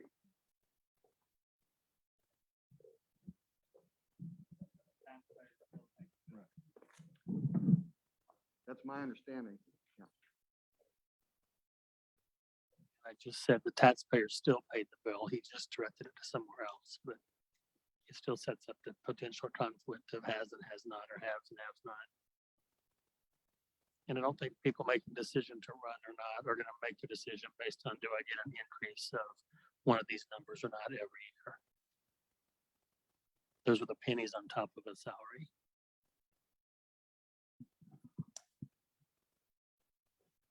Any other comments? I will make my comments then, and then Eric give you a chance to close. First of all, the statute says we may fix the compensation of the commissioners. We haven't done that in 20 years. We've allowed the commissioners to do it themselves. In 2010, the chair's salary was $86,000. And when Chair Eilert became chair, which was right in the middle of the 2008 Great Recession, he lowered the chair's salary to $75,000. The commissioner's salary in 2010 was just under $50,000, and it was lowered to $47,349. And those numbers have stayed the same since 2011. If the chair's salary had increased at 4% a year, as it was in 2011, it would be $133,000, almost $134,000 now. If it had increased by 4% just from 2012, it would be over 100,000 today. The other thing I'd ask staff about was something Senator Denning got to, which is the level of benefits. Our county, you can argue about it, but typically public salaries have not necessarily equated to private salaries, but the benefits have been solid, particularly in terms of health insurance and retirement plans and other insurance. And the county commissioners are entitled to everything that every other county employee gets: health insurance, dental insurance, vision insurance, health savings account, CAPERS or Kansas Public KPF. All of those additional benefits that I believe I was told equate to about 44% of your salary is additional costs for the benefits that you receive. We're not taking anything out of the hands of the commissioners. We've all been through political elections, either as a candidate or a supporter of somebody. And if I take it and Commissioner Rattan doesn't, and we're running against each other, it will be a part of a postcard. And so I don't think we're ending the notion that this is going to be a political decision. I would have liked to see that you had to be voted into it. So if you were voted in at $10 an hour and it went up $1, 10% over 4 years, and you were elected again, I'd be much more comfortable that you received $11 in your second term rather than having it automatic. There are several years here where even the CPIW would have been more than employees received. I think Senator Denning pointed out that's a problem in with morale if your Board of County Commissioners are automatically getting 2%, and in several years the staff got 1.7%. So I think that is an issue and would be a problem with morale and would put pressure to increase the pay for employees so they were at least equal to the Board of County Commissioners. It's not really relevant to my decision, but I would be very surprised if an automatic pay increase were to pass with the electorate. I think I'm also accurate that nobody from the Board of County Commissioners that were here during when we had the existing board or the past board in asked for anything like an automatic compensation. So I don't think this is, again, something that is in the best interest of the county or the taxpayers. You may close, Eric.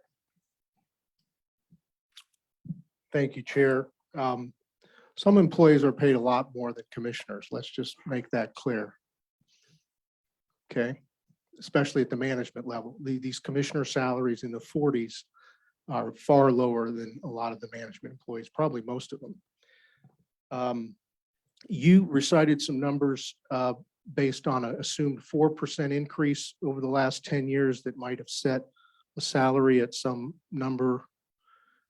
The CPIW has been less than 4% almost every year for the last 10 years. So I would submit those numbers are misleading. That's not where we would be if we'd been at CPIW. We would simply be at taking the salary 10 years ago, which, as you pointed out, was reduced significantly 10 years ago, and holding them harmless, keeping it at the real dollar same amount. So that's, I'll just close with that. Thank you. Okay, let's see if we can get through one more item here tonight before we close. I think we had a robust discussion of this last time, so let's go to Mayor Schwak. Are you okay if we go to the sheriff as a nonpartisan race? Yes, Mr. Chair. And I know that Commissioner Costin was also a co-sponsor of that. I hate to leave her out. If anybody's uncomfortable with that, we'll hold that one and go to a different one. But I think we had a pretty good discussion last time about this and could complete it. Mr. Chair, I do have to indicate that I have city council meeting this evening. So we would need to conclude this discussion by about 6:05 at the latest. Absolutely. Thank you.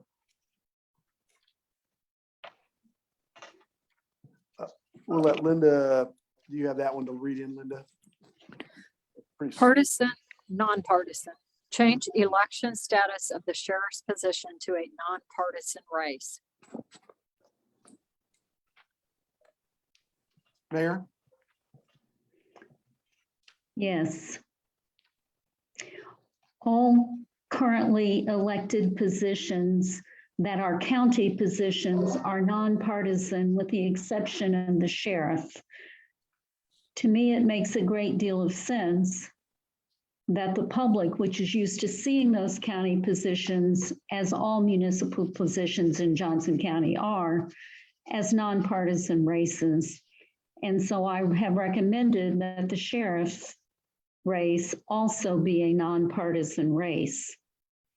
It is one that requires certain technical skills, even if the statute does not require it of the position. The voters look for that in this position. They're not looking for a politician. And I have further argued extensively at the first reading that party labels are just that. They are labels. They don't tell you always what someone will do in any given set of circumstances. They are merely labels. Finally, the concept of nonpartisanship is one that is in fact supported by many of our voters. I pointed out last time the Olathe Chamber of Commerce support for this.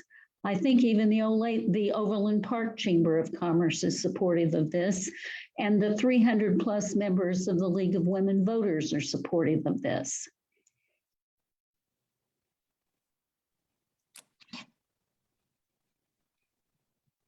Questions or comments on this proposal? At second reading, Commissioner Smith. Thank you, Mr. Chairman. I brought this up last time. The partisan label, as it's been called, is important to voters. It gives them something to look at with a candidate and know where that candidate stands on a certain issue. The chambers of commerce, I can tell you from being in the Kansas legislature, are definitely partisan. They take a side. This is not a name game or a label game or anything like that. Just because you call a race nonpartisan doesn't change the allegiance that a person holds to the party or who they take money from when they run for that race. In Johnson County, if you look at the campaign finance reports of these nonpartisan races, a predominant donor is the Democratic Party of Johnson County, not the Republican Party of Johnson County. Because if it's truly nonpartisan, the party shouldn't even be involved in giving money to the candidates because party doesn't matter. It's just a label. It's worked fine for as long as we've had it. I don't see any need to change it. It also provides that backstop in case we lose a sheriff like we have in this county, where we had the precinct committee men and women who were able to nominate a person for that position, and that position was filled in that manner. One of the other problems that we have on an amendment that didn't get through that's somewhat related to this, and that comes to county clerk being an appointed position. If you look at statute and something would happen to our sheriff and something would happen to our under sheriff, county clerk is appointed sheriff. That's an appointed official being appointed to a position. You want to talk about nonpartisan? That way, I mean, the citizens would have no input on that. Has it ever happened? No. Could it happen? Could. Nobody thought there'd be a pandemic last year either.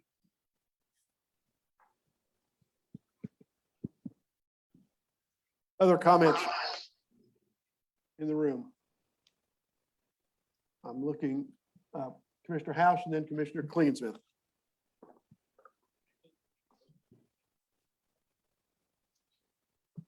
Can you hear me now? Thanks. I think I stated my thoughts last time because I paired this with my opposition to making all of our elections partisan. I was looking in an article from the American Political Science Review from 2019 by Daniel Thompson of Stanford, just to look for the base facts and to understand where we're at. And what he said was, in his research, out of 3,142 counties or county equivalents, 3,083 in 46 states elect a county sheriff, and that 5 states, a small number of counties, held nonpartisan sheriff elections, and those are California, Louisiana, Minnesota, Oregon, and Tennessee. And the remaining 41 states, totaling more than 2,700 counties, hold partisan sheriff elections. So just looking at our status quo and the way I felt about the other partisan election, we heard from a lot of people about how they feel about the sheriff. And so I'm going to be opposed to this as well. Senator Denning. Thank you, Mr. Oh, Chairman. I'm sorry, I've got to go to Laura first, even though you're a senator. Sorry. Laura. Ladies first, I guess. I'm again going to say we've got people that have come out here tonight that have written to us. They want the sheriff to remain elected. They want the sheriff to remain a partisan race. And I do believe that a party label at least gives you an identifying starting point of that candidate to if they just are aligned with your values before you start doing your research into that candidate.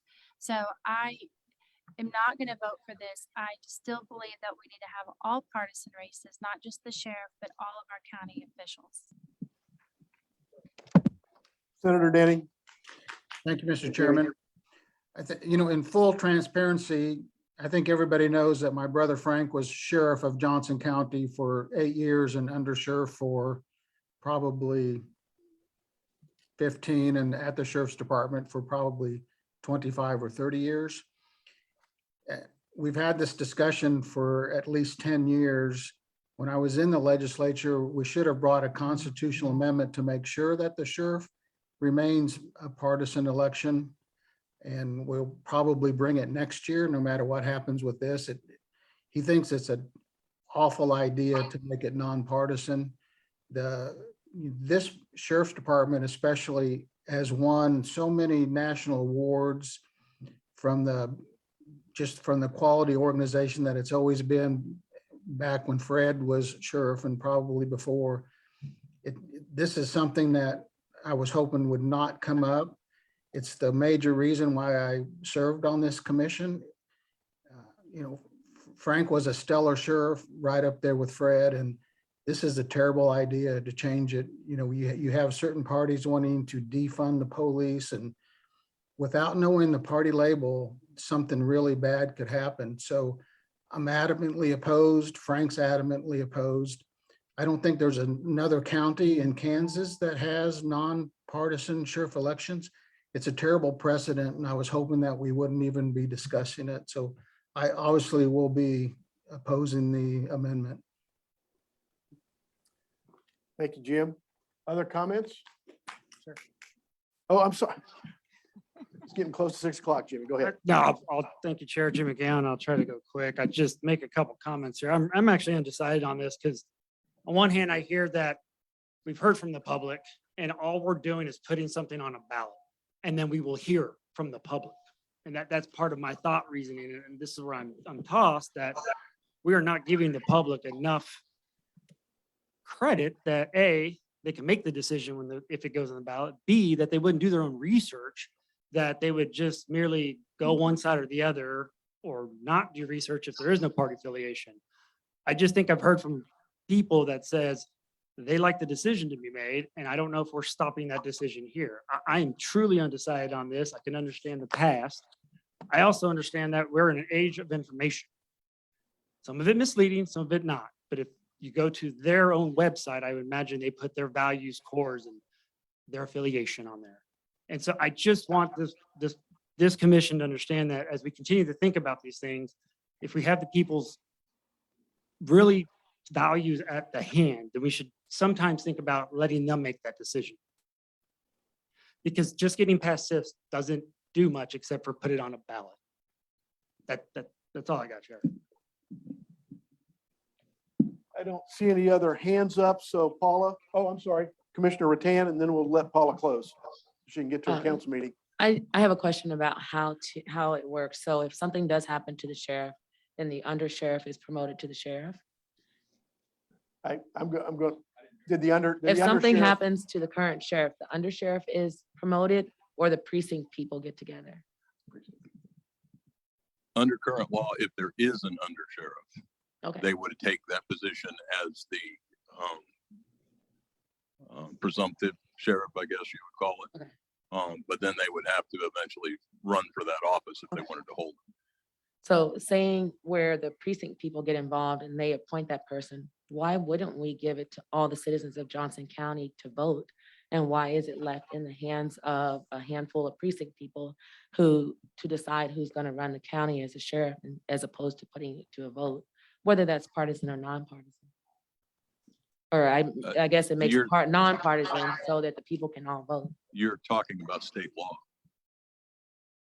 I mean, if the sheriff and the undersheriff are both gone, or when the sheriff was gone, when we lost the sheriff, when Sheriff Foster died, that was done by precinct committee people. So if it's And that's state law, that's statute. Yeah, so if it's nonpartisan, then It was not nonpartisan. if this passes and that happens and it's nonpartisan, then all the voters of Johnson County are allowed to then vote if you play it out. I guess I'm not following your argument. Okay, the question is, if we had a nonpartisan sheriff and that sheriff died, who would become sheriff? The undersheriff fills that position until the sheriff's position is filled. And the undersheriff is appointed by the sheriff? The undersheriff is appointed by the sheriff. That's correct. Yeah, you had mentioned that precinct people would I get can't hear together. you, ma'am. Oh, good. If the undersheriff can't hold that position for some reason, if they weren't qualified for instance, under law, an undersheriff can be undersheriff, but maybe might have something that would prevent them from actually becoming the sheriff.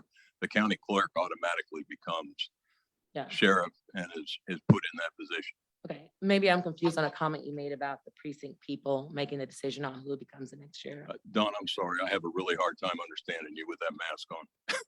Maybe I'm confusing your comment about precinct people choosing the next sheriff. People doing what? Under the current law, if a partisan sheriff vacates the office, the precinct committee people of that party in a convention choose the successor. That's what happened when Sheriff Foster died. Sheriff Foster died, correct. And Sheriff Myers was elected by the precinct committee people. Right. So those are the two options, depending on whether it's partisan or nonpartisan. And so in a nonpartisan, that opens it up to all citizens to be able to vote for the sheriff instead of a small committee of precinct people making that selection for the county. Well, I remember when I offered an amendment that included a special election, people complained about how much those cost. And that's what that would be, as a special election Yeah, it just gets more voters involved in the process. at much greater expense. Let's give Mayor Schwak a chance to. It's 6:03, so I'm not limiting you to 2 minutes, but you'll probably limit yourself because you have a council meeting. Yes, thank you, Chairman Musel. You know, last week I talked at some length, and I did not want to repeat all of those comments, but I would like to just summarize by saying that the kinds of arguments that were made that I cited then remain relevant today. First, that you have non-affiliated voters who get to be heard if it's a nonpartisan race. Secondly, that you avoid entangling local elections with national party issues that really have very little bearing on what occurs in Johnson County. Third, if we go to a nonpartisan election, you can continue to focus on the work at hand. What we see when we become overly partisan is that local government and county government has a hard time working. It is imperative that we be able to partner with each other. Just as my city sometimes partners with the sheriff's department now, if we were to begin to take sides and become excessively partisan, which is where I very much am afraid we are headed, I believe that that kind of partnering agreement will be harder and harder to come by. What I want is for local government to work, to do the work that the people need us to do, and not get bogged down in these kinds of labels that have very little to do with how we pave roads, how we issue tickets, how we care about the safety of each other. Thank you. Thank you, Mayor.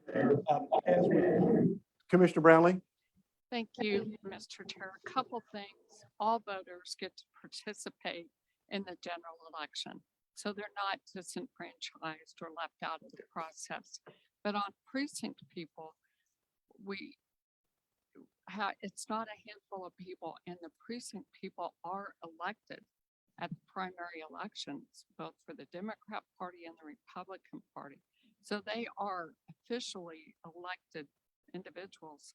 And in Johnson County, I believe we have well over 500 precinct people in the Republican Party. So when we have elected a DA via our precinct people and a sheriff, there are hundreds of people participating in those elections. It's not a handful. Thank you. And precinct committee people make the same salary we do. They sure do. Nothing. Let's think about our next meeting. We have completed 4 second readings tonight. The three that do not have legal opinion questions related to them are the Public Health and Advisory Committee, the Board of County Commission approval of non-elected department directors who report to the county manager, and compensation of BOCC members. The other one is the sheriff as a nonpartisan race. I'm going to encourage Fulton Siefken to address that issue first, to see if there's an issue. If there's no issue with whether we can do that, then move that forward. But I would like to complete the second readings for the other three items as the first item on our agenda on the 22nd. But please be prepared to vote on at least those three items that do not have any legal ramifications. Public Health Advisory Committee, BOCC approval of non-elected department directors, and compensation of BOCC members. We've also completed second reading on sheriff as a nonpartisan race. What we have to conclude is establishment of an elected trustee for the unincorporated part of the county, a 5-year term for the BOCC chair to get the chair elected on an odd year basis, and the subjecting the county sheriff and DA to administrative and personnel policies. What I would ask the proponents of those to do is be prepared to discuss those at second reading on December 22nd. If we don't have a conclusive legal opinion on those, we will continue the discussion on those to the January meeting. If we do have something definitive, we will, well, if they're discussed at the second reading on December 22nd, they can't be voted on until January 10th, unless we were to suspend our rules. So Commissioner Russell. Mr. Chair, I apologize if you listed this on your list, but I don't think I heard you. I think we've already, previous to today, completed second reading on the special election for vacancies, right? So we should be prepared to vote on that next time as Yeah, well? Very good. Yes, I did not have that on my list here. I had a separate sheet. So there are 4 things that have been, second reading has been completed where there is no legal, we don't have any statutory review going on. So be prepared to vote on those at a minimum on the 22nd, and we'll do the second reading on the other 4 items on the 22nd with an anticipation that we hopefully can vote on January 10th. That makes sense? I'll take a motion to adjourn. Don't fight over it. So moved. Commissioner Smith, seconded by Commissioner Brownlee. All those in favor say aye. Aye. Opposed, nay. That motion carries. We are adjourned. Thank you all again for your time.